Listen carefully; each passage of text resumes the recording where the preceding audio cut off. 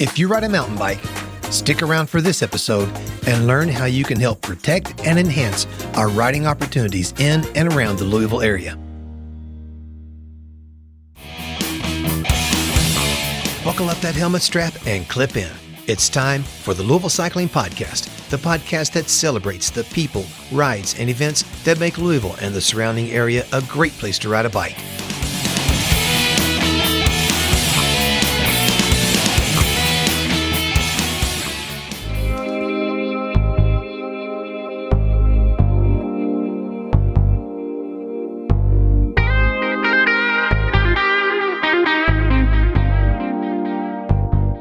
When you show up to ride your mountain bike at any of the several riding destinations we're lucky enough to enjoy around Louisville, do you ever wonder how that tree across the trail was removed?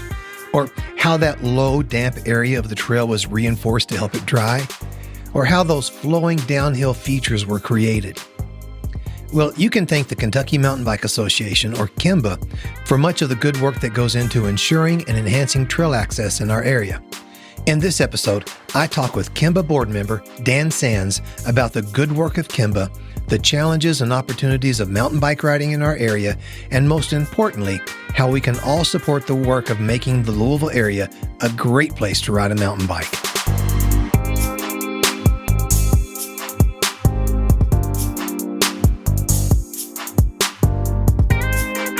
Well, Dan, welcome to the podcast. I'm glad to have the opportunity to talk about some mountain bikes. Yeah, thanks. Thanks for having me on. Tell me a little bit about your journey and how you got to be a cyclist. Well, as a kid, I, kind of grew up riding BMX bikes and kind of freestyle riding and, jumping, riding skateboards and stuff like that. Just grew up with bikes. And then later on, as I was, like 30 years old, bought a road bike, started riding a road bike because I went in looking at mountain bikes and mountain bikes were too expensive. So I bought a road bike first, then went and got a Walmart bike. I just thought that was okay. And, growing up, I kind of rode like mongooses and stuff like that. Back then, they were, okay bikes. I didn't know that they were trash at Walmart. But yeah, I got one and then took it to Cherokee and completely destroyed it the first ride at Cherokee. Yeah, yeah. I remember taking it back to the Walmart and was like, there's something wrong with this. It just broke the first ride. So yeah, you tried to ride it. That was the problem with that bike. Right. And they totally just gave me a new bike. Oh, wow. And I literally did that 3 times with the same bike. Gee. Yeah, from Walmart. And then, so I tried a different bike and destroyed it too. So finally, I was like, all right, these wheels are junk, and I talked to my wife, I started looking at wheels and for $1,500, I could get a decent set of wheels. And she's like, that's crazy. You got this piece of crap bike, you want to put $1,500 wheels on it, and so I just kind of let it go for a little while. And then, several years later, finally was like, you know what, I'm gonna buy a decent mountain bike. So I went to the Trek store and found me one for $3,000. It's like a mid-level Trek Fuel EX full suspension. So yeah, that was basically my first mountain bike, and I just loved it, man. Just thought it was the best thing. And started, took it to Cherokee, started riding Cherokee. And then I found out that, O'Bannon Woods was, a great mountain bike place. So I started going there and, just absolutely love that place. But I was tearing my bike up every time I went out there. I was crashing and breaking stuff. And, so that's pretty much how I got into it. Do you pretty much solely ride mountain bike right now? No, I ride, I got a gravel bike, I got a road bike, mountain bike. I've got a couple different mountain bikes, but, so after that first bike, I rode it for a couple of years and then finally figured out that, $3,000 mountain bike really isn't that very good of a bike. I bought a better bike, and I bought an Evil Offering as a 150, 140 travel bike, and then I found out like, well, this bike, I want it to be a do it all bike, but it didn't. It's a little too big for riding like Cherokee all the time. So yeah, I kind of went from one mountain bike thinking that I'd be able to do that, do everything with that bike to figure it out like, oh my gosh, N plus one, I need, Yeah. I need one and then I need another one too, Now, which bike do you spend the most time on right now? Well, I'd say it kind of goes between, my road bike because, I really figured out quickly that, you can ride a mountain bike, but like if you don't have the lungs and the engine to ride, you know, you got to build your engine and everything with a road bike before you can really get good at riding mountain bikes. So I spent a lot of time on my road bike, just getting those base miles in.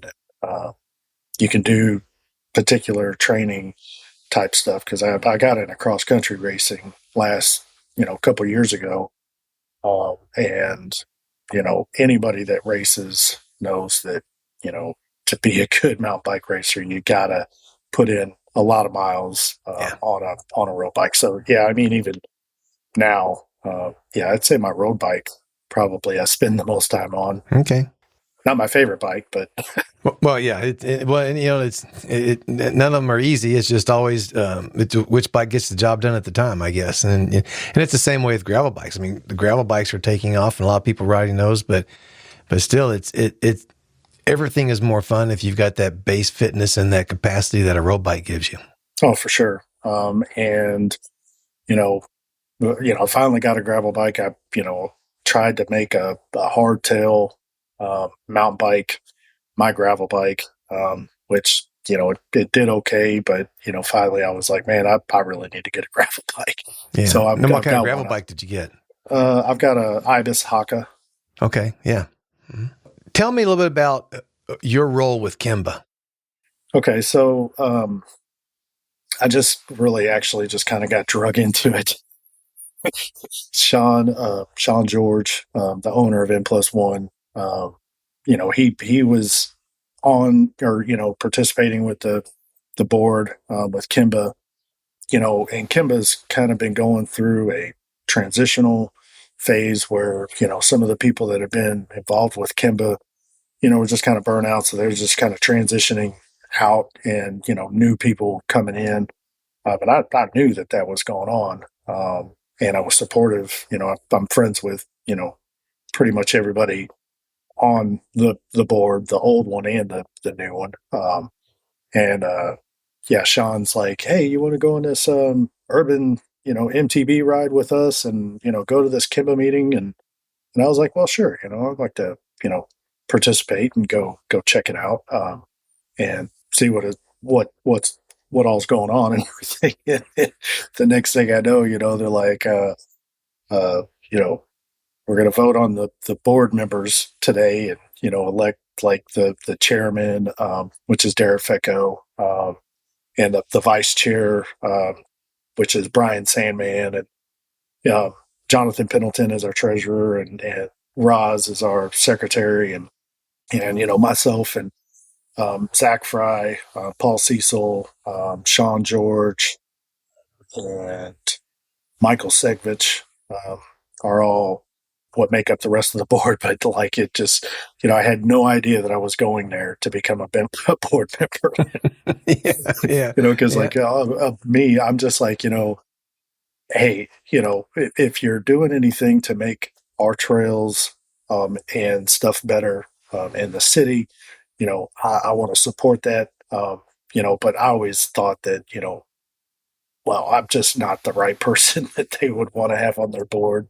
Because, like I'm one of those guys that, there's some people that just love to hate me because I've got, I'm an old Marine. So I'm a little jagged around the edges. And, I like to mess with people and play around and stuff like that. Some Sure. people just take me too seriously. So Yeah. Well, but a lot of times it takes that personality to kind of push things forward a little bit. yeah. I definitely have the personality to push things. Um, you know, but again, I'm a leader. And you know, after kind of getting involved in that meeting, and discussing some ideas and that I had, it just kind of, yeah, pulled me right in. And, I just jumped in with both feet. And, I just kind of told them, look, I'll help try to, push membership and spread our, social media presence because, ultimately, Kimba's had a hard time getting some things done in the city, primarily because we've had such low membership numbers. At least that's my opinion. I feel like if we had a stronger member base, we would be able to get more things done in the city with our local trails. So that's kind of like the role that I kind of took, is just really, pushing the membership. More members is going to equal better opportunities for us to increase our presence in the trail systems, in the community, because you know from my experience of what I've seen, when it comes to the trails and like trail work days, the majority of the people that are at those trail work days are mountain bikers. Even though that we're considered less than half of the use of the trails in the city, according to what the recent studies from the city have said. Mountain biking is like 43% of the use, and 63% of the use is um, hikers. And it's like, well, the 90% of the people that are at trail days, 95% of the people at trail days are mountain bikers. Yeah. Um, so, that's kind of where, I've been pushing just to get our member numbers up so we can get more projects done with our local trails here. If someone's listening and they want to support not only the mountain bike community but cycling as a whole in Louisville, now may be a good time to go ahead and talk a little about how does someone become a member. I mean, where do they go? What do they do? If someone's thinking, yeah, I'll support membership. How much does it cost? What are all the details on membership? I do want to push the membership, and I want to kind of lead into the membership, but I also want to kind of take a step back and just kind of talk about kind of how KYMBA got to where it is today. Yeah. Okay. Yeah. And, Billy Davis, he's a mountain biker local. He's kind of been involved with KYMBA and kind of, rebuilt it, from where it was like KYMBA Louisville was like nothing. He built the first flow trail at Waverly Clinic Loop. Spent, tons of time trying to get more trails in and around the city. He spent a lot of time at Waverly, built, the trail system out there, and Cherokee. And then you had Brian Smith come in after Billy Davis. Billy Davis was the old original chairman or president or whatever. And then you had Brian Smith come in, did a lot of work at Waverly and Cherokee with Billy Davis, and it just kind of took over from Billy. Brian did a great job with getting, a lot of our favorite trails, at Cherokee and Waverly and the Parklands and stuff kind of going, and, help build up the club's trail building, tool shed, like we've got a big trailer that's full of tools. He kind of helped get that going. Um, and so that's kind of like where we kind of started. And then Nicole Gray actually come in, and she was the old president just before Derek Fetko, that's currently the chairman or president now, and she kind of helped spearhead the jump that we're trying to get a jump park built in Louisville under one of the overpasses for Watterson Expressway. It's real close to the airport, and Nicole really helped get that going. So it's kind of like leading up to where we are now. As far as membership goes, While we're talking about history and everything, let's go ahead and let's just follow up. And what is the mission of KYMBA, and what are they actually an organization, what are they here to do? I mean, I could say like roundabout, we want to just represent our trail community and mountain bikers in a way that helps us fit into the community of outdoor sports and stuff like that. And we want to advocate for good trails and stuff. And what we as a group and a club want to see is you know more mountain bikers. Kids coming in, riding bikes, being healthy, you know, uh, being outdoors, and we want to advocate for more trail systems and more trails added to our local trail systems, and we want to advocate for maintenance and longevity of those trails and building trails that are going to be environmentally friendly, and long lasting trails. What are some of the issues that you face that kind of prohibit adding additional trails to the network here in the Louisville community? I mean, what are some of the barriers you face? I think that some of the barriers that we face are not real good relationships with the land managers and the park managers. And because I think the, kind of stigma, I guess, that goes with mountain biking, or, people that aren't real familiar with, who mountain bikers are or what we are, or anything, is that, mountain bikers, they're, tear up the trails or trying to run over people and their kids on the trails. There's no etiquette or anything like that, is, what I kind of think it is. But, actually, I think it's the other way around. I mean, like, there are some mountain bikers that, maybe barreling down a downhill section, and there's hikers, coming up the other way, and mountain bikers are supposed to yield to hikers.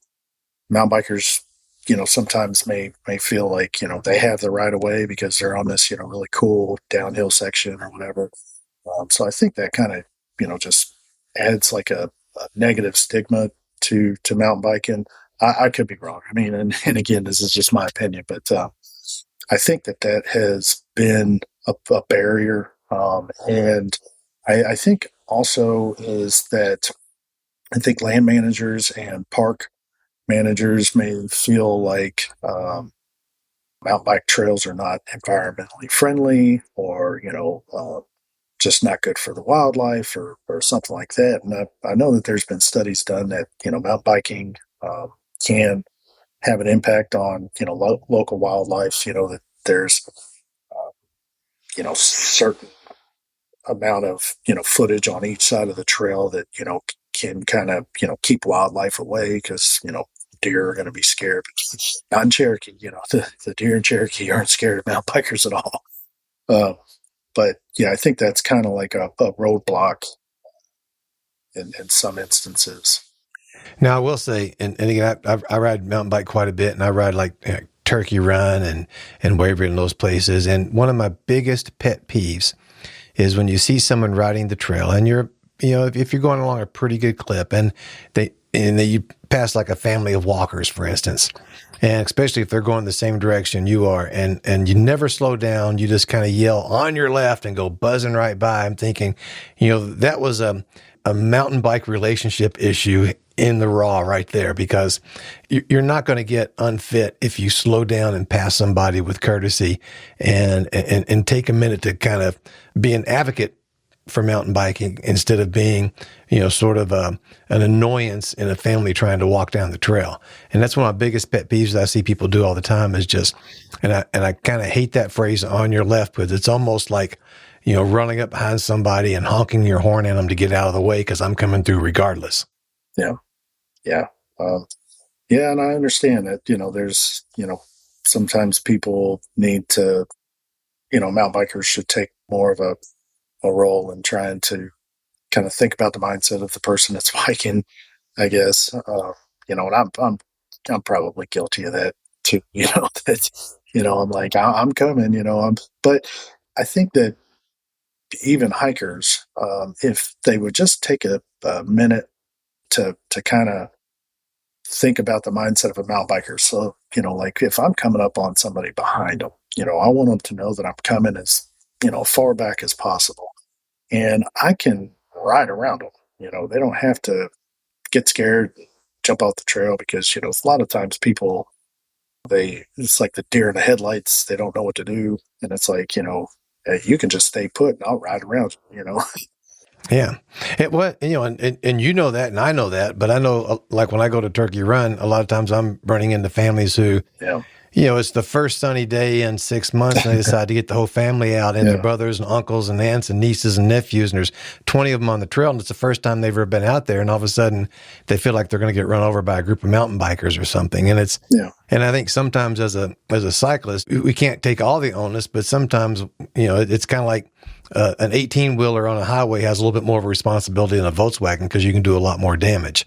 And I think it's similar for a mountain biker. You can, if someone gets hurt really badly, if you run over somebody on the trail, you're probably going to do more damage to the other person because you're moving at a higher rate of speed. Yeah. Well, I mean, you're right. And I could say the same about, the Louisville Loop as well, or crossing the walking bridge, Absolutely. Mm-hmm. That's my other place. The walking bridge is my other place where the on the left kind of gets on my nerves because you'll see people buzzing through. There's no reason to go 18, 19, 20 miles an hour across the walking bridge. And it drives me nuts because it's a cycling public relations nightmare. Yeah. And we're just doing ourselves and our community, unrepairable damage when we don't understand it's a multi-use system, which means we also have multiple responsibilities for being safe and courteous. Right. Yeah. Yeah, I hear you. I felt like I got on a little soapbox there. That's all right. Let's go back and talk about membership and just give me the rundown on the mechanics of becoming a member, and then we'll talk about why someone would want to. Okay. So you can go to our website, KYMBA Louisville, or KYMBA.org/Louisville. And there's a little join KYMBA tab on there. You just click on that. It is gonna redirect you to the IMBA site. And because KYMBA is part of IMBA, they help us with, our membership, and they also provide us a lot of resources, but anyhow, it's going to redirect you to their site. It's still KYMBA, but yeah, just sign up, and, it's $39 for the lowest membership. And to be honest, right now, if we could go less than that, we would, but IMBA actually has a minimum join membership amount, and it's $39, and that's $39 a year, or you can even set it up for like $5 a month. Yeah. Too. But because, and here's another thing, I don't know if everybody knows, but of that $39 for that initial membership, KYMBA Louisville only gets like 60% of that. IMBA takes, their cut for, handling the processing and dealing with our databases and things like that.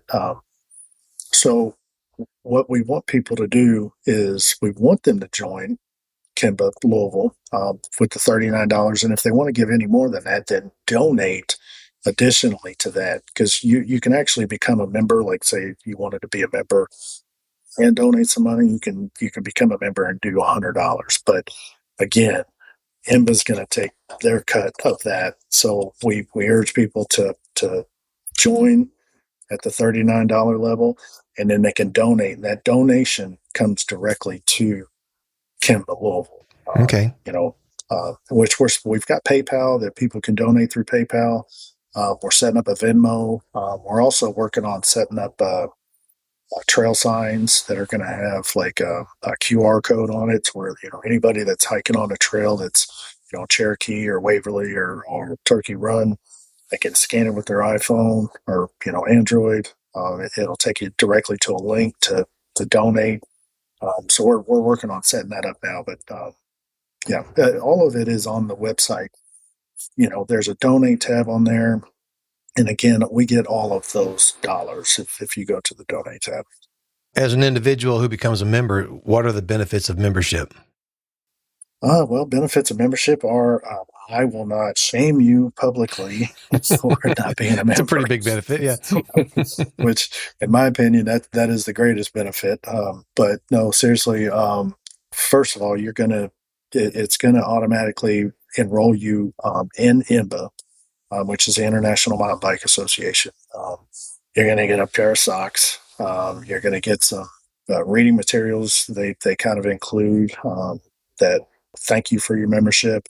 Kind of talks about trail education, etiquette, like what's the proper etiquette for riding mountain bikes and the trails and stuff. So you get that, and we're trying to create some things, other benefits for becoming a KYMBA Louisville member, and one of the things that we're trying to set up now, which is almost ready to go, but we're going to have it to where all the new members that sign up will get a free oil change, which I think that's a pretty $39 for membership. You get a free $50 oil change. So we're just about ready to have that ready to go, and we're also kind of thinking of other, if we could get other sponsors to hey, you show your KYMBA Louisville membership, you can get a discount at a restaurant or whatever. Yeah. And as a cycling community, what are the benefits that you're promoting by becoming a member? I mean, what are the benefits to the community of having more members in KYMBA?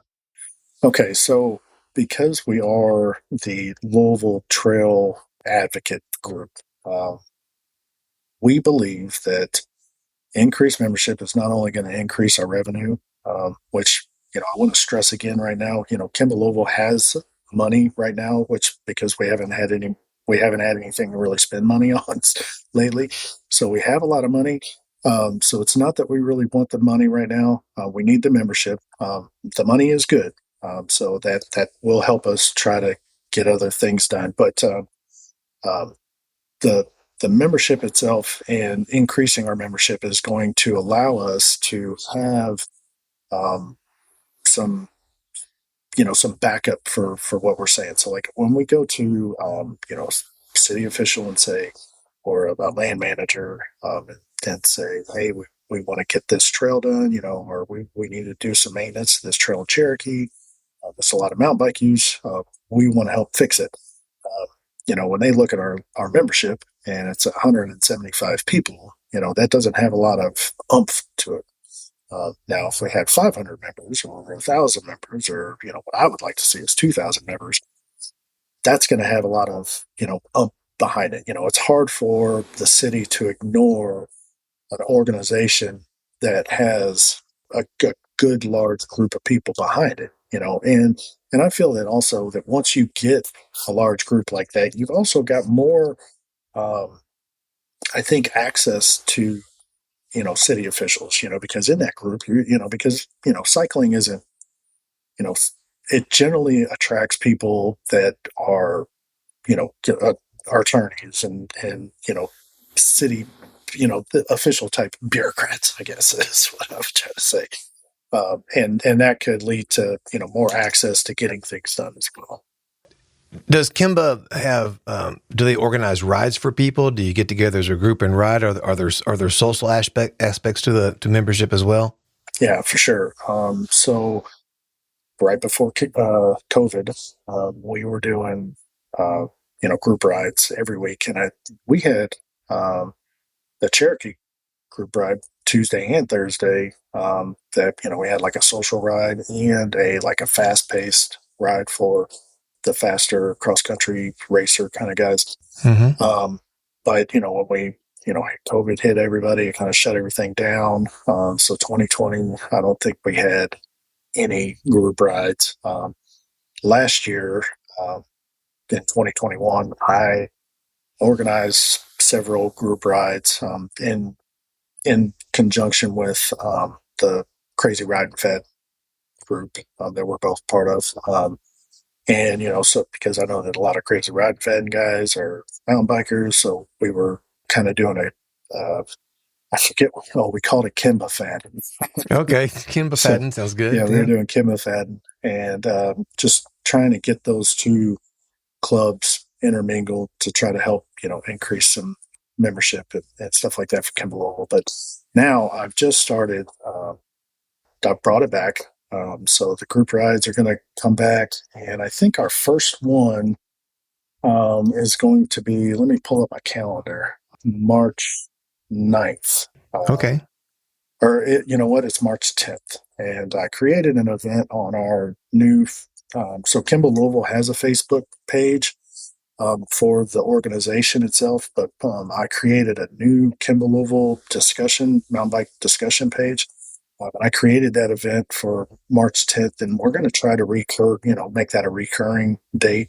So like every Thursday, we'll start it like that, try to get more people involved. And if we get enough people to where we need to split it up, where we have a kid like that social ride on Tuesday and then a faster pace ride on Thursday, we may grow back into that, which I would love to see that because, the group rides back in 2019 and 2018, I mean, that's how I met everybody. Like in the mountain biking here in Louisville, I started going to these group rides. First, when I first started, I was like, these guys, I was in a social group and I was getting dropped. Yeah. Yeah. So it was like, motivation to get myself into shape just so I could keep up with the social guys. But, that's how I met, like the first guys.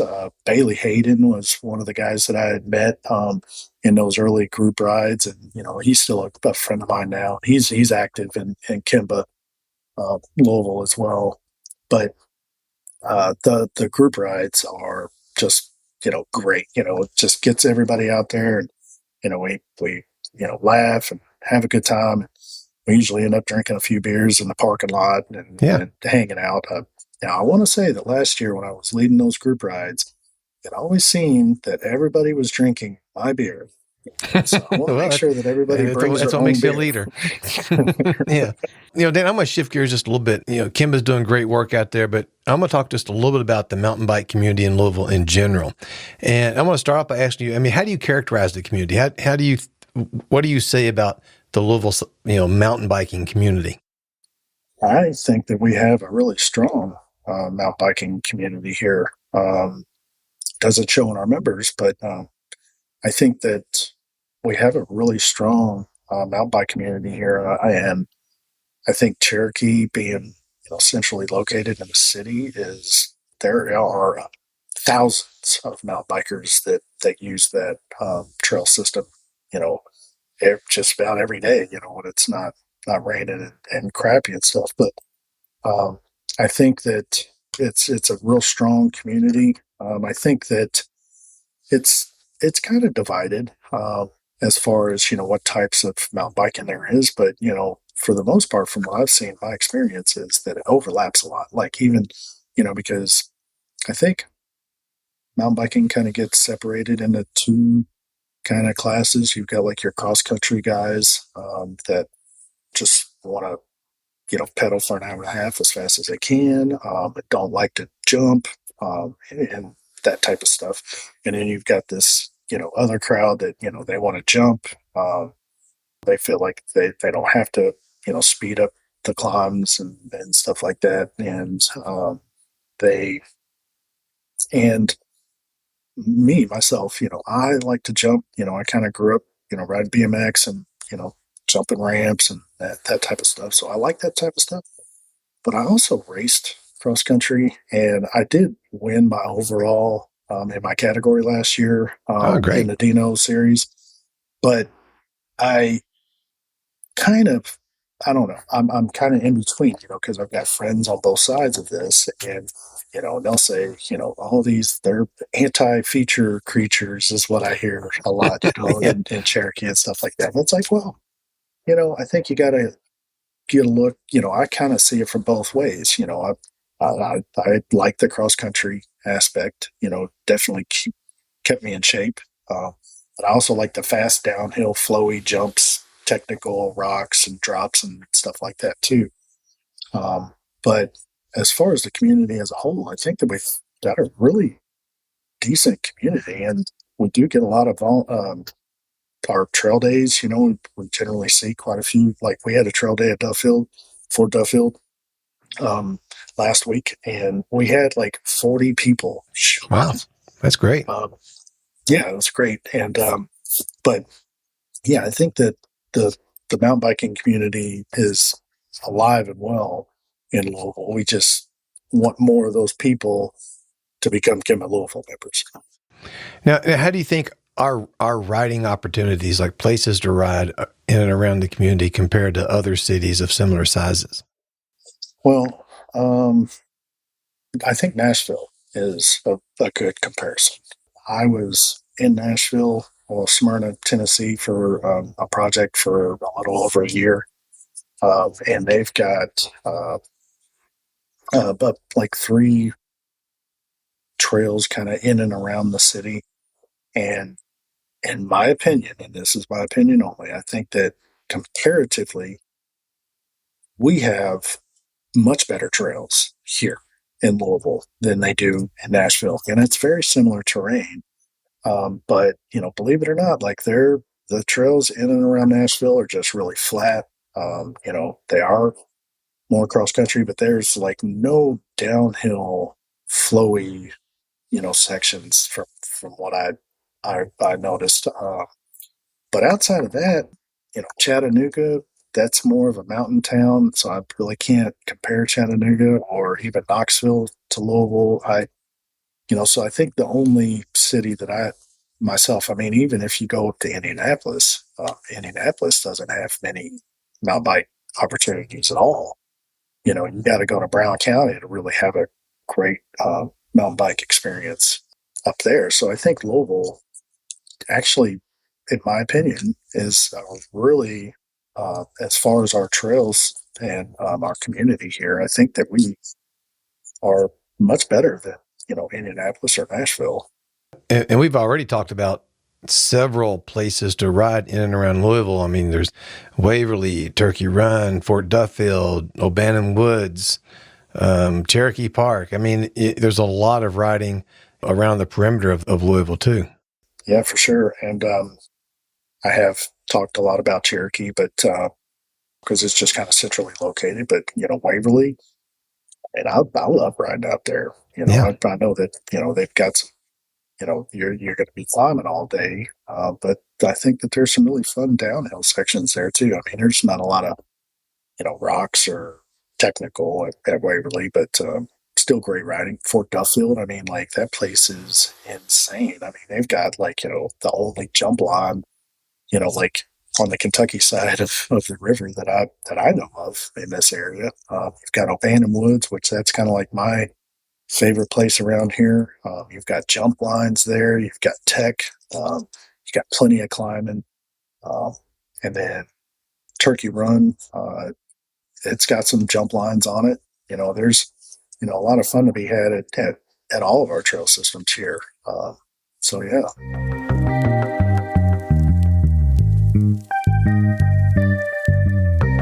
The Louisville Cycling Podcast is sponsored by United Financial Group.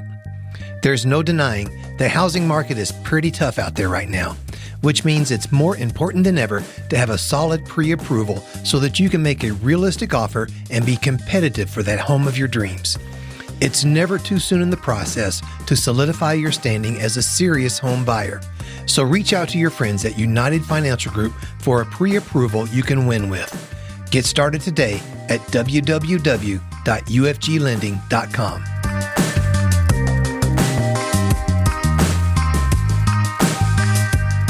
I'm going to shift gears again, and one of the things I always do as I kind of get toward the end of this is do something I call the lightning round, which are some just short, kind of more tongue-in-cheek questions. And so I'm going to hit you with a few of these and see what you say. And I'm going to start off with the first one is, what do you think has progressed faster, technology in mountain biking or technology in road biking? Mountain biking. And why? Well, I think that the competition in downhill has really forced the needle on the technology for mountain bikes. Suspension, brakes, tires. I think all of that just kind of comes from the downhill mountain biking scene. Yeah. So, what is your favorite trail to ride within, say, an hour perimeter of downtown Louisville? That's funny you say that. I brought that up on the Kimba discussion page yesterday, and in my opinion, 462 to Fire Tower on the Adventure Hiking Trail at O'Bannon Woods is one of my favorites. But it's hard to mention just one, so I'm going to throw out the downhill section at Fort Duffield as another one Okay. of my favorites. Yeah, What are the main advantages to riding a mountain bike over any other discipline? I think advantages just because you're having to think and solve puzzles like the entire time you're riding. So how does the whole gravel craze, how does that impact the mountain bike community? I think it's a positive impact because mountain bikers don't like skinny tires for the most part. So, Yeah. and John Mahoney will tell you anything larger than a 28 is a fat tire bike, which I think that's insane. Yeah, that's a little extreme. Right. Yeah, a cyclocross bike is not a fat tire bike. Right. But a 32 mil gravel bike is a fat tire bike. Yeah. Okay. Now, when it comes to mountain biking, what's something you've changed your mind about recently? Something that I've changed my mind about recently, I think would have to be that to get, in my opinion, I think to get more trails in the city are through green trails, not black diamond trails. Green trails meaning they're The easier trails. easier trails for a lower level of rider. Yeah, and because I think and what I'm referring to is like for JMF. Okay, so we don't have any mountain bike trails in JMF. And I think that the way to getting mountain bike trails there is if we can get them talked into putting a green trail there, then we've got trails there. And then we can add blue trails, and then we can add black diamond trails. It's kind of like the salesman putting his foot in the door.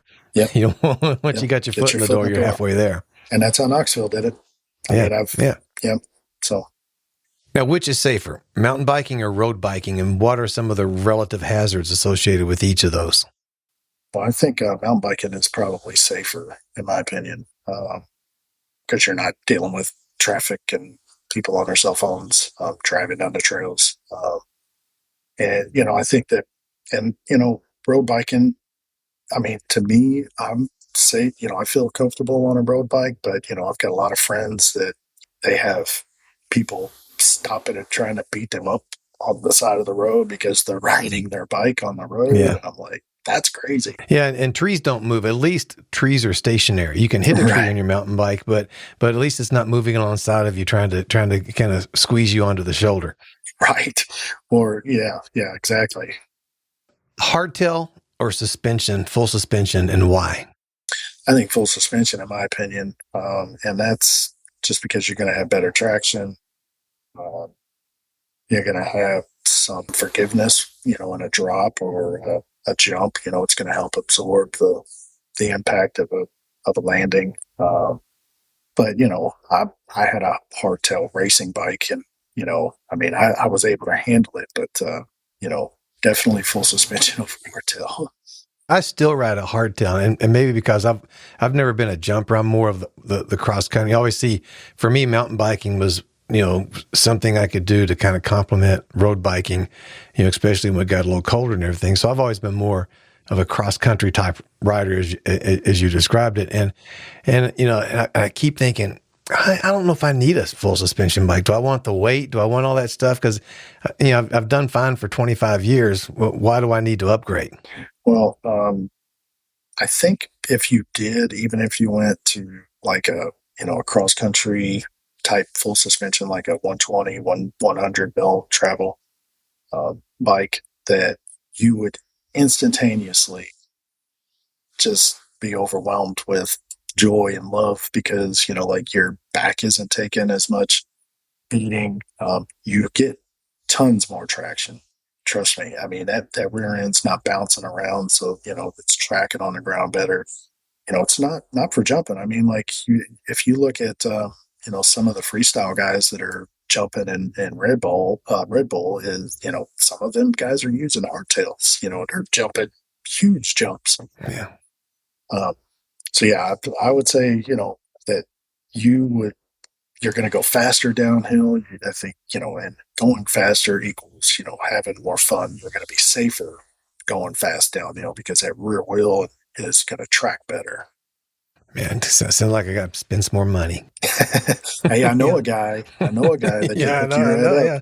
Yeah. We all know our guys. That's just, so speaking of money, if someone comes to you and they want to get into mountain biking, but they don't want to grow out of their bike anytime soon, what is the sweet spot in terms of cost and value for a mountain bike?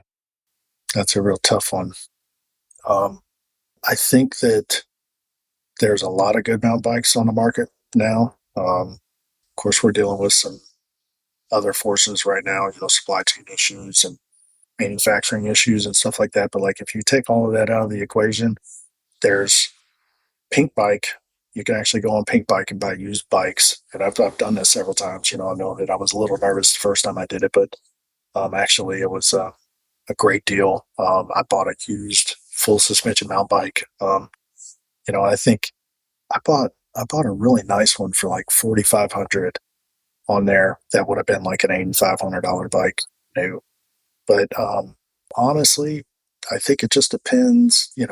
I think that you could easily spend $1,000 and get a good used hardtail, and have plenty of fun on it, Mm-hmm. and learn the sport, learn technique, and stuff like that.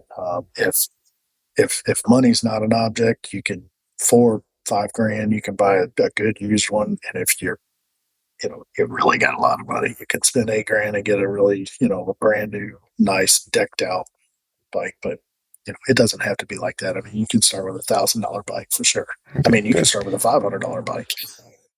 Is typical road gear okay on your mountain bike, or do you really need to wear the looser mountain bike specific gear where you get ridiculed for coming out in your Lycra? Well, I will ridicule you, and then I'll turn around and I'll wear the same thing the next day. So, but no, no, no. I mean, whatever you're comfortable with, I mean, like, it's like any, just like riding a road bike. You want a good chamois is going to be, it's going to save your butt. But you want to wear Lycra like Rico Richardson, I say go for it.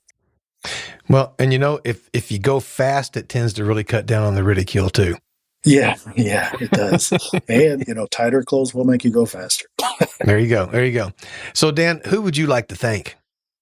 Well, first of all, just over the past few weeks, Kimba Louisville's increased their membership by like 45 people. So I want to really thank all of those people that have listened to what I said and have believed me and took that step to join up. So I I want was to one. thank So, those. just, Thank you very much. So yeah. I want to thank you. That's great. I think that's a really good start, and it showed that we have some gas in the tank that we can, get people to join it. We really want to thank all those people. I want to thank anybody who is listening to this and is kind of taking a different stance on Kimball Louisville, and has maybe even thought about joining. Like if you're even in that pre-contemplation stage of joining, I want to thank you. And then I want to thank the local land managers and proper, the park managers and things like that. I want to thank them for their hard work that they do. We know that we're not the only users in these trail groups, so we want to thank them for taking care of the city parks and everything. And let's see. I don't know. Thank the board of Kimba Louisville now. So Derek Fetco, our president, he is an amazing dude. He does a lot of trail work. I want to thank him for his hard work and his dedication to Kimba Louisville, and then actually having the guts to step up and take over, and kind of lead us through. Because I know he's pretty busy. So I want to thank him, and I want to thank the rest of the board members for just putting in the time, to serve their community and to serve this group, because that's ultimately what that is. The Being a board member of Kibble Louisville, we're serving those members. Yeah. So I want to thank those guys, and of course, I want to thank all of our current members, the people that have been sticking with us, Kimba Louisville. Even before me, because I'm to be honest, I'm a recent Kimba Louisville guy too, like because I live in Indiana. I've been a Hoosier member, Hoosier Mountain Bike Association member, and O'Bannon Woods is like my favorite trail. So, I felt like, hey, that's enough. And then, now I'm like, well, I do ride Cherokee a lot. So Yeah. shut up and join. So that's what I did. So I'm part of that too. So yeah, thank me also. So, but, Yeah, absolutely. But yeah, just thank all of our current members and thank all of our trail guys, the guys that put in, so much work in our trails because I can't list them all, but there is a core group of 15 to 20 guys and girls in this city that show up to O'Bannon every trail day, and they're putting in a ton of work. And while I'm here, I want to plug some trail days, trail work days Sure. that we have coming up. The O'Bannon Woods Trail Days for 2022 are going to be March 6th, March 20th, April 3rd, April 24th, May 1st, and May 15th. All the trail days start at 9:30, and they last about 4 hours. Usually, they'll have some beers after, and then some riding and stuff like that. You don't have to have any experience. They provide the tools. So yeah, just wear pants, work boots, or hiking shoes. Bring your water and work gloves. That's all we ask. And you get to drink some of Dan's beer. Yeah. Well, I think Jason Wise will be bringing the beer for the OBW days. Yeah. But I also want to say real quick that I don't want anybody to take anything that I've said about any of the parks negatively. I don't, I have a positive outlook on our park systems, and I love all of our parks. I just want to get more people active in helping us, maintain those trails, get more trails, and build a better community to where we can build a better outlook for the mountain bike community around there. Well, Dan, I think that's a great goal. And I want to thank you for being a part of the podcast. And we'll put some of these links. And again, for anybody listening, it's the quickest way to get in touch with KYMBA is through the website. And that's KYMBA.org, right? Yep. /Louisville. /Louisville. Yeah. So let's do it. KYMBA.org/Louisville. Yep. And there's also a couple Facebook pages that people can look at and join. Yep. And so, Dan, thank you very much for coming on the show and talking about the Louisville, mountain bike community specifically, and about KYMBA. And I appreciate your time. Yeah, I appreciate you having me on. And yeah, thanks a lot, man. You've been listening to the Louisville Cycling Podcast. If you aren't a subscriber yet, then head on over to your favorite podcast player and hit that subscribe button now. It's the best way to make sure you never miss an episode. And do you know this isn't my only podcast? Find out more about my other shows at my website, barrygary.com. That's BARRYGARY.com. You can also leave ideas about future episodes and other feedback at that site. Well, that's it for this episode of the Louisville Cycling Podcast, but I'll be back soon with more reasons why Louisville and the surrounding area is a great place to ride a bike. Right now, though, I think it's time to get out and go for a ride.